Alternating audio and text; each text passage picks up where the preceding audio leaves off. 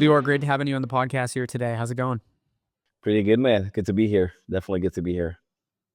Super excited to have you. So let's dive right in. First question I'm gonna ask is anyone that's watching is seeing you in your blanket t-shirt. Let's assume there's people out there that don't know what blanket is. Like, what do you tell them? We are a property retention and growth platform for residential property managers. And our mission is practically to help them to stop losing doors and clients and grow their portfolio to where they want it to be and grow their business.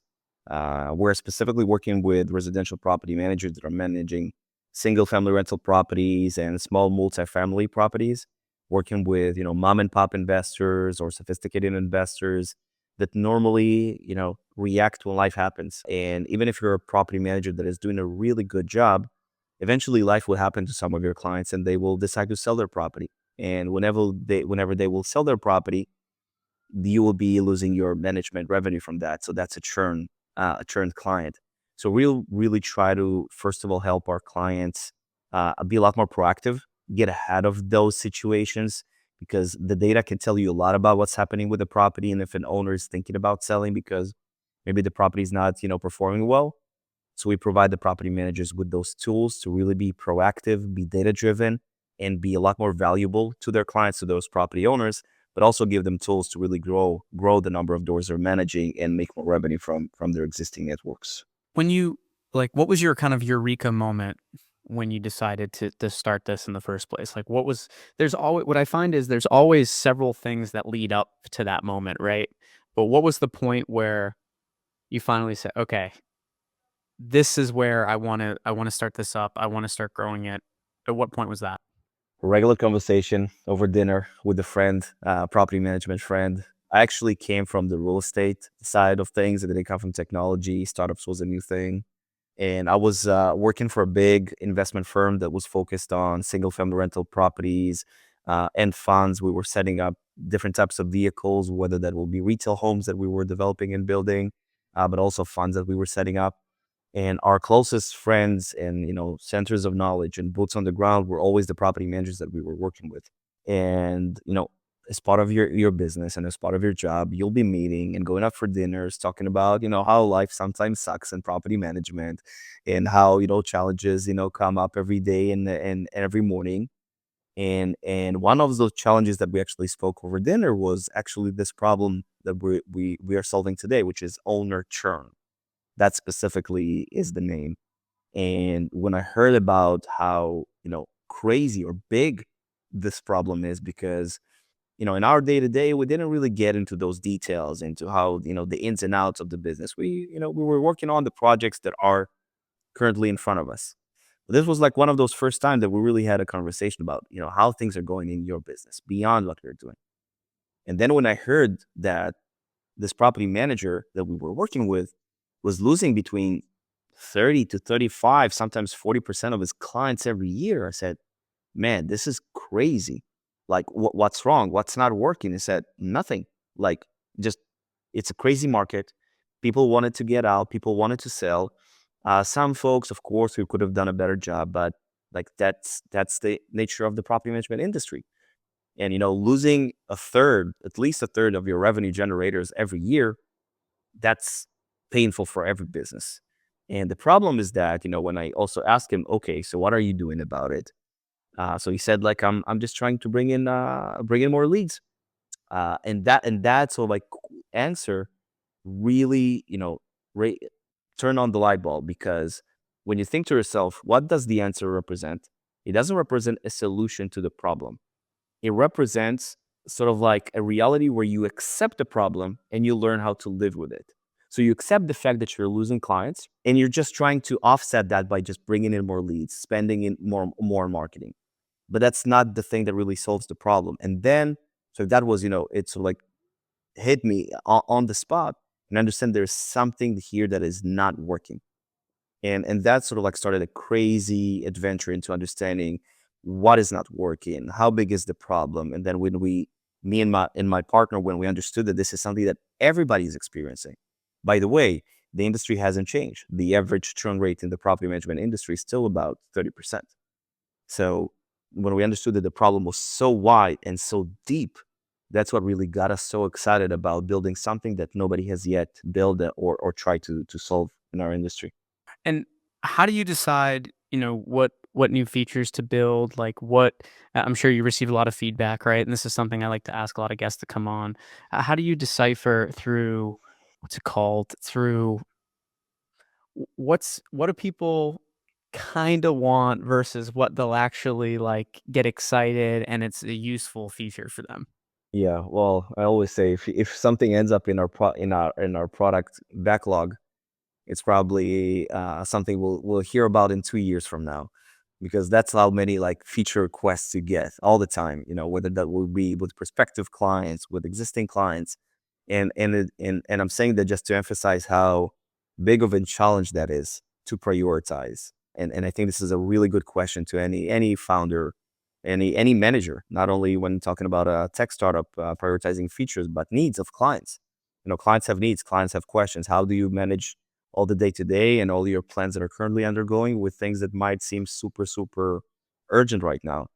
And I think this is a mix of balancing between the long term and the short term.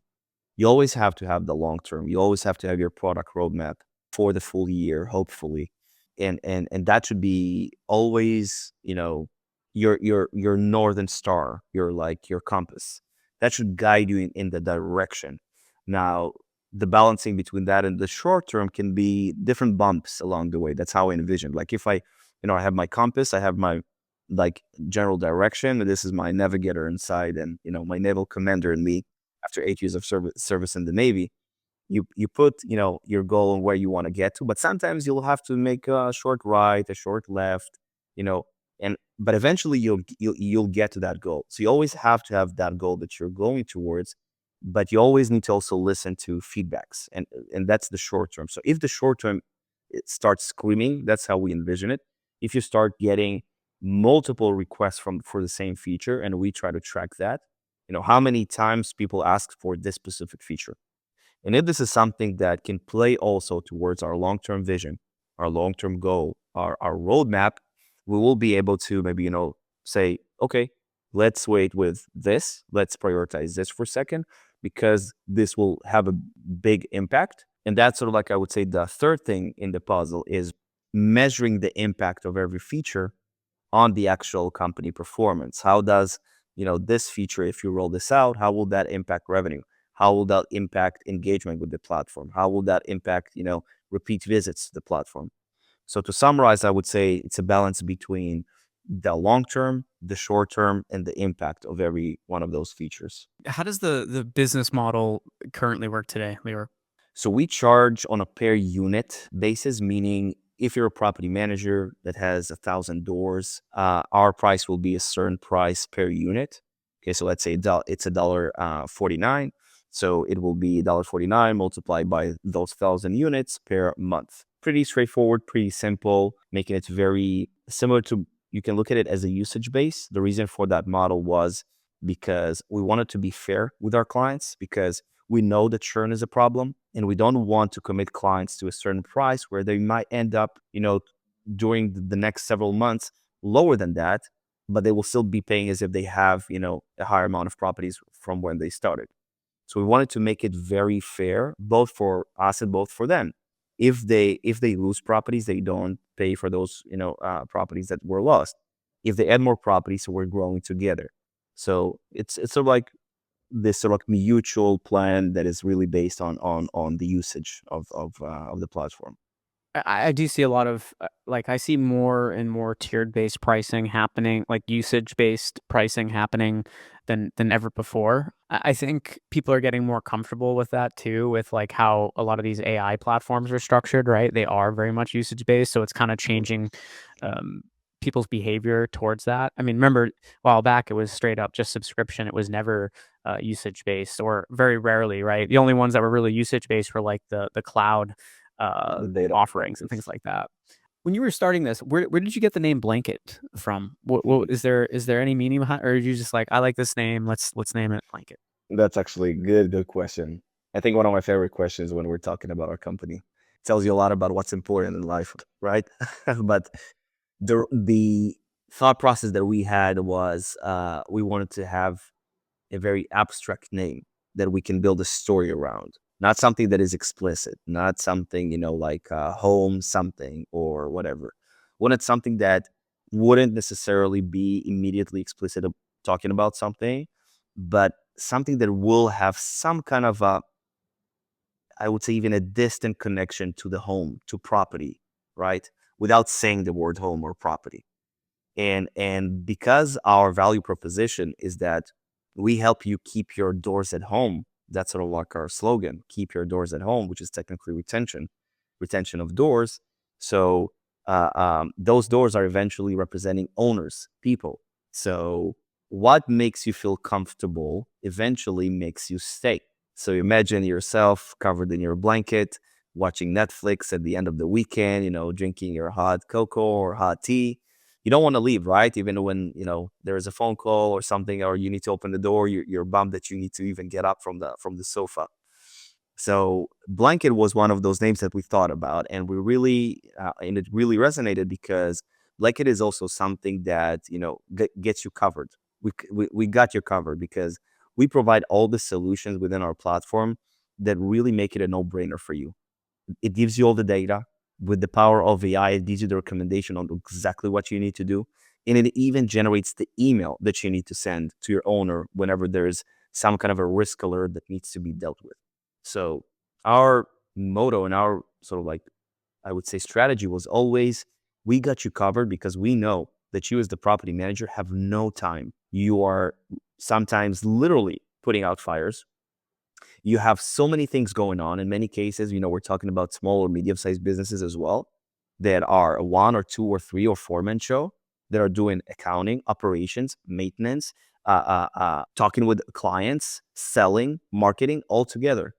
So they wouldn't necessarily have the ability to do a lot of other stuff, but you do want to help them, and this is one of those biggest pain points. So we wanted the name to also that will symbolize that we got them covered. So this is how our blanket came into play. I gotta tell you, I love the logo. I love the name. Great brand. Even on your website, that little animation you have with all the kind of homes shifting around, like almost like a puzzle. I love that. What is it about these Miami companies with the cool, like you, what was it? You've all like you all have this cool. I'm at Money 2020 and I see him walking around in his. It's not a penguin, right? Is it a penguin? It's a puffin. It's a puffin, and Okay. he will be very angry if somebody will call him a penguin. I see him in his, like, far away in the lunch line in that shirt. I'm like, "I know it's him," right? Um, you have some cool brands over there for sure. Yeah, yeah, it's also a big shout out to our we use the same so like branding expert that guided us throughout the branding process, by thinking about the messaging, thinking about the creative and stuff. So this is really a big shout out to also our branding expert that worked with both of us. But there are other folks that are doing a very good job out there. I think we know we there's something that I always try to remember is that our logo, our company, our name is a reflection of who we are. We want it to look good if we want people also to respect us, to be excited about us, because eventually, especially in our business, it's a people business. And, if you don't look professional, if not everything looks tight, like that sends out a message. So when we started out and we finished our seed round, again, we didn't, go out and spend like millions of dollars on it. Like, no, it was quite cost effective, but we really wanted to make it right from the get go. The logo, the messaging, the brand, because we want to be perceived as a serious brand that has a specific message to convey. So I think it really is a representation of who we are also as people.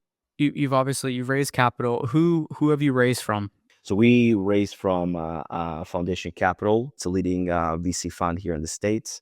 And Symbol is also a leading fund within Israel.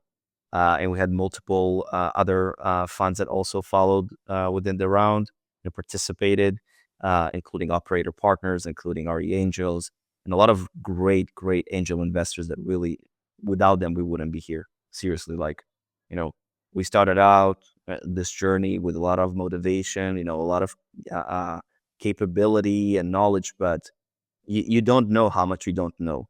That's something I always say that, like, and you have to surround yourself by people that can really guide you throughout those very strategic and difficult questions. So we also are blessed to have amazing angel investors with us from various industries, both from prop tech, both from cybersecurity, largest real estate operators also in the United States. So yeah, definitely blessed. What's next for you and Blanket?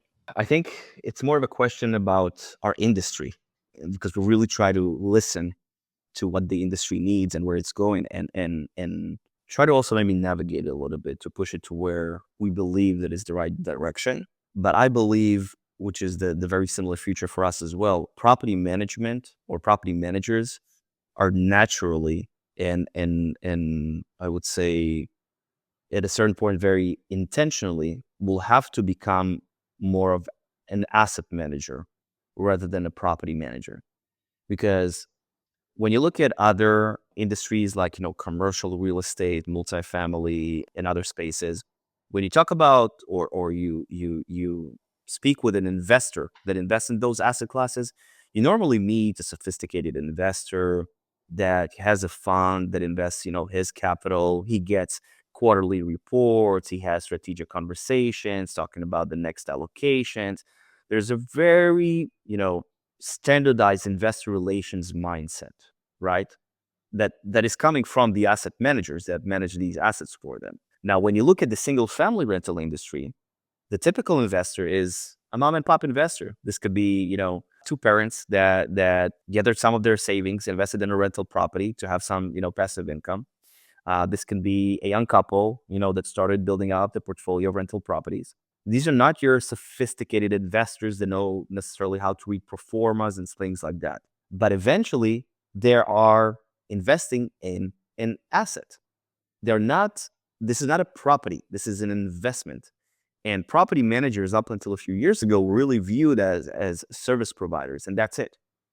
They were viewed as at certain times it was really there was a really bad even appearance of a property manager that people called some of their property managers rent collectors or toilet fixers or whatever. It was a very bad sort of like image. We've changed that in the past several years. The industry has changed significantly. But now people start to understand that again, they're not service providers. That when you're a property manager, you're actually managing investments, even though you're not a fund or a big real estate fund, but you are still managing investment for your clients.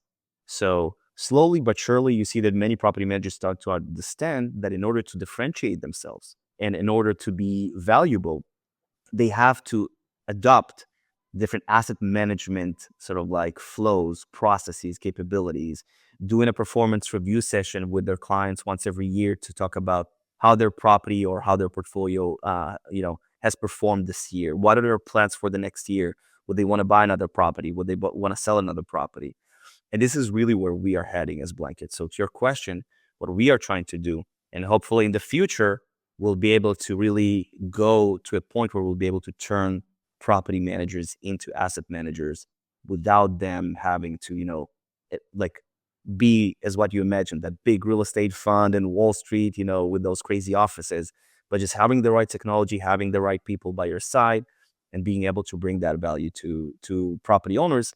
And eventually that is sort of like our very long-term or secret mission, is to really help people achieve financial freedom and to secure their retirement, to have a stable and a respectful retirement by empowering the property managers. Because the single family rental industry today includes millions, if not over, depending on which source you read, but about 11 million property owners out of 19 or 18 million single family rental properties.